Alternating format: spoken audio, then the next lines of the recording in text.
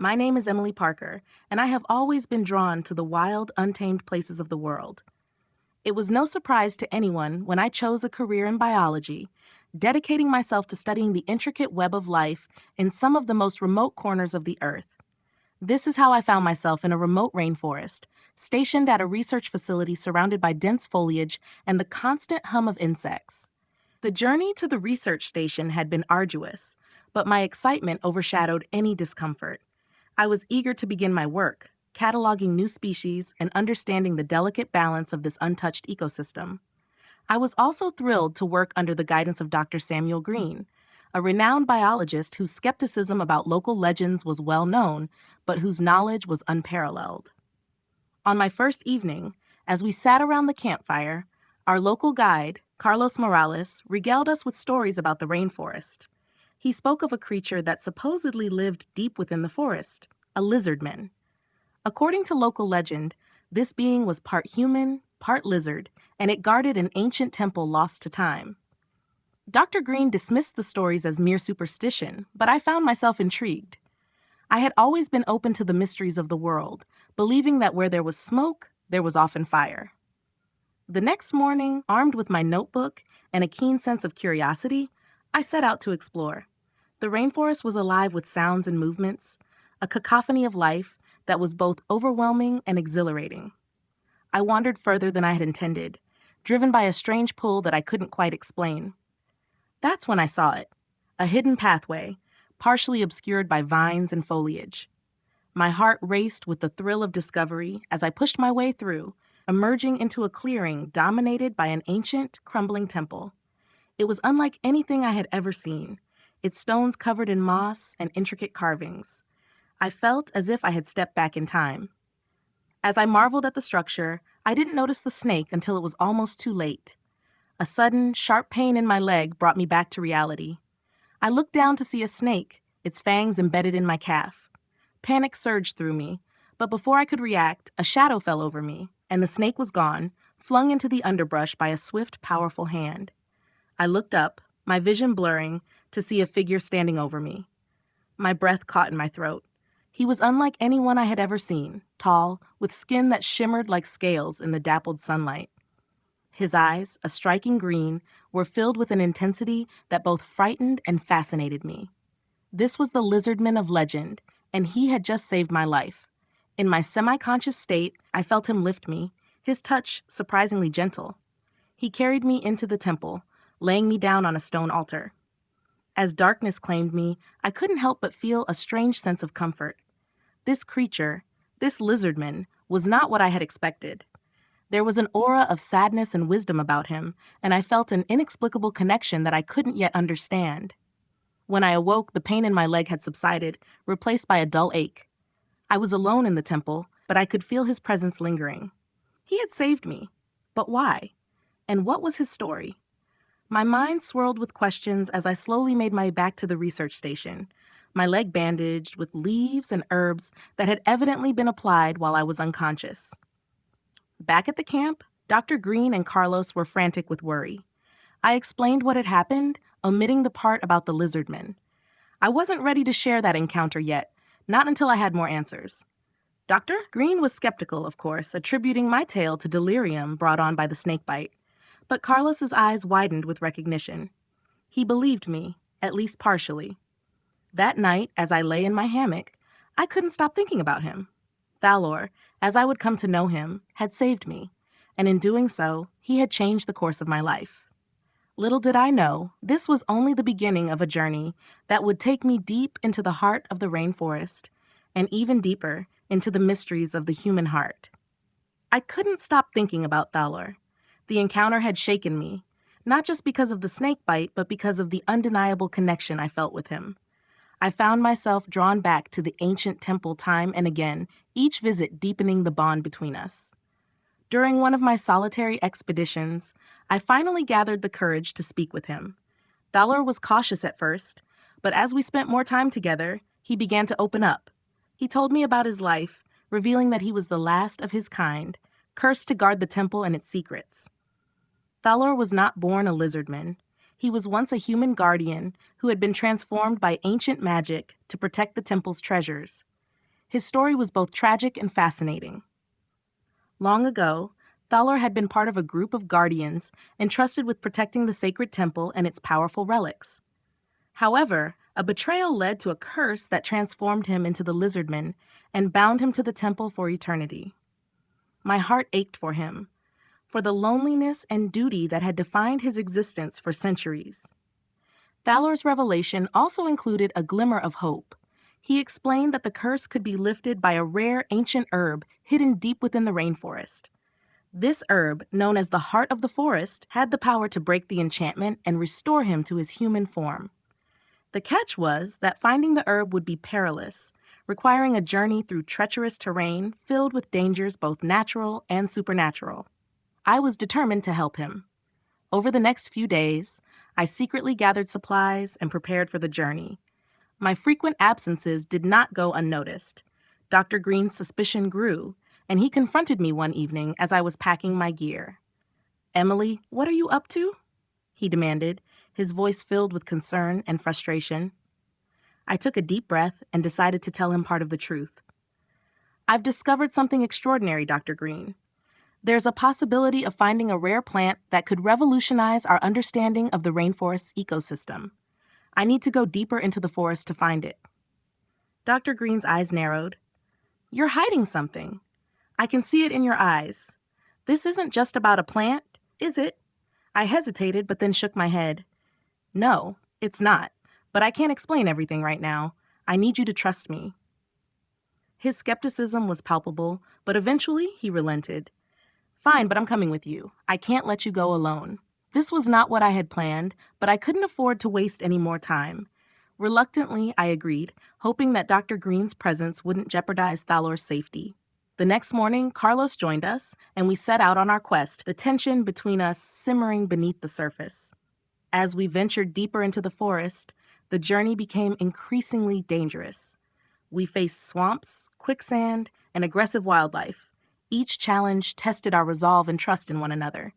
Despite his initial doubts, Dr. Green's respect for my determination grew, while Carlos's unwavering support became a source of strength. Thalor's presence was a constant in my mind, a silent guide who seemed to watch over us. I felt his eyes on me, his concern palpable. Each night as we set up camp, I would think about him, wondering if he was safe, and hoping that we were getting closer to finding the heart of the forest. One evening, as we rested by a fire, Carlos shared more of the legends he had grown up with. "The heart of the forest is said to be guarded by spirits," he said. "Spirits that protect the balance of nature.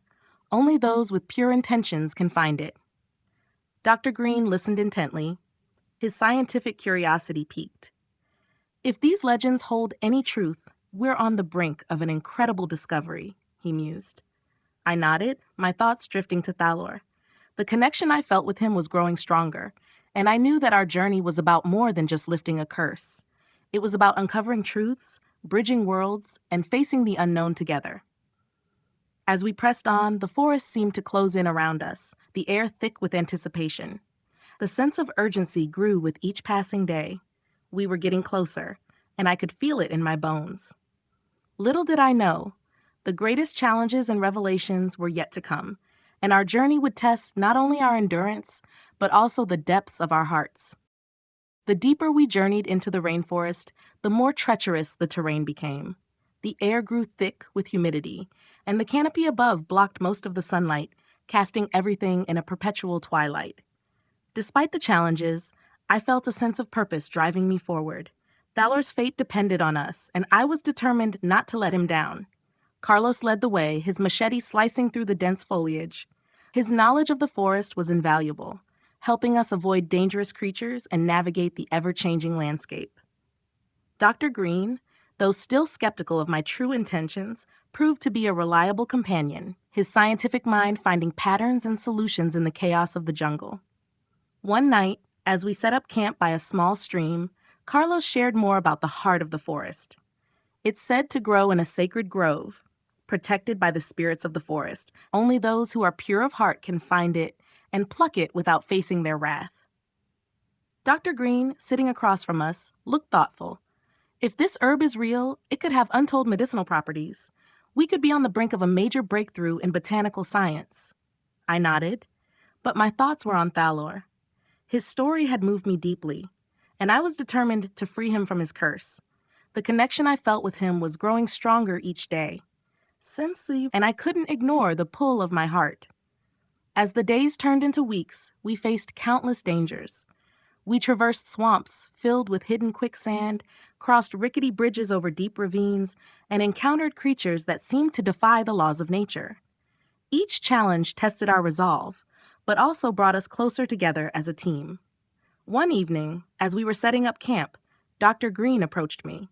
"Emily, I've been thinking about what you said before we left. There's more to this journey than you've told me, isn't there?" I hesitated, then decided it was time to tell him the truth. "You're right, Dr. Green. This isn't just about a rare plant. There's someone I need to save, Thalor, the Lizardman. He's been cursed to guard the temple, and the heart of the forest is the only way to break the curse." Dr. Green's eyes widened in disbelief. "You can't be serious. A Lizardman? Emily, this sounds like a fairy tale." "I've seen him," I insisted. "He saved my life. He's real, and he needs our help." Carlos, who had been listening quietly, spoke up. "I believe her, Dr. Green. The legends speak of the guardians of the temple. Thalor is one of them." Dr. Green looked from me to Carlos and back again, his skepticism slowly giving way to a grudging acceptance. "All right, if this is true, then we need to find that herb. But Emily, you have to promise me you'll be careful. We don't know what we're dealing with." "I promise," I said, relieved that he was on our side. The next morning, we continued our journey with renewed determination. The forest seemed to grow darker and more foreboding as we pressed on, but we were undeterred. We were close. I could feel it. As we approached the area where Carlos believed the sacred grove to be, the atmosphere grew tense. The trees were taller, their trunks thicker, and an eerie silence hung in the air. We moved cautiously, every step measured. Then we saw it, a clearing bathed in an otherworldly light. In the center stood a single, magnificent plant with leaves that shimmered like emeralds. The heart of the forest. My heart pounded with excitement and fear. This was it. We approached the plant with reverence, aware of the legends that surrounded it.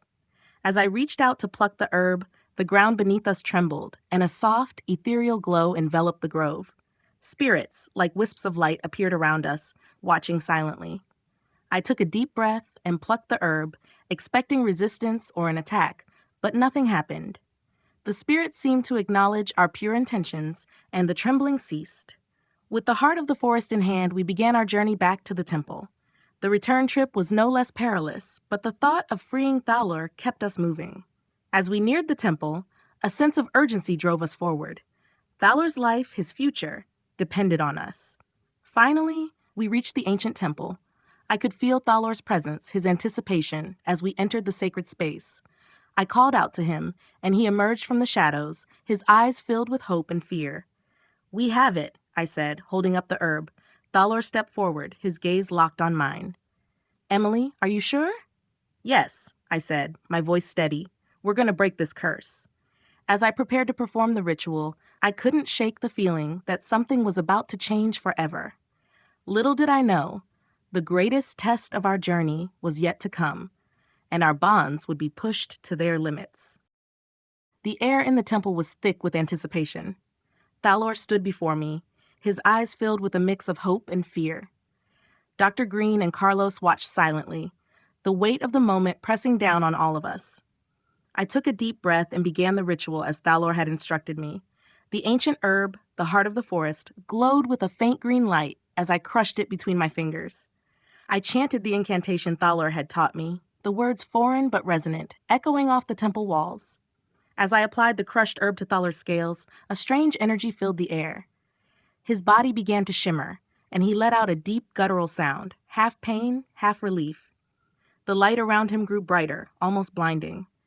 Then, suddenly, the light faded. Thalor collapsed to the ground, his form shifting and changing. Scales fell away, revealing smooth human skin beneath. Within moments, the transformation was complete. Thalor lay before us, no longer a lizardman but a man, tall, strong, and undeniably human. For a moment, there was only silence. Then, Thalor opened his eyes and looked up at me. "Emily," he whispered, his voice now fully human, filled with gratitude and awe. I helped him to his feet, tears of joy in my eyes. Thalor, you're free. But our relief was short-lived. Dr. Green stepped forward, his expression a mix of fascination and determination.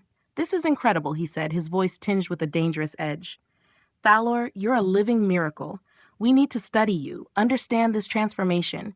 Think of the scientific breakthroughs we could achieve. I turned to him, horror dawning on me. No, Dr. Green. Thalor is not a specimen. He's a person. He deserves to live his life free from experiments and study. Dr. Green's eyes hardened. I'm sorry, Emily, but this is too important. We have a duty to science. Before I could react, he pulled out a tranquilizer gun from his pack and aimed it at Thalor. Step away, Emily.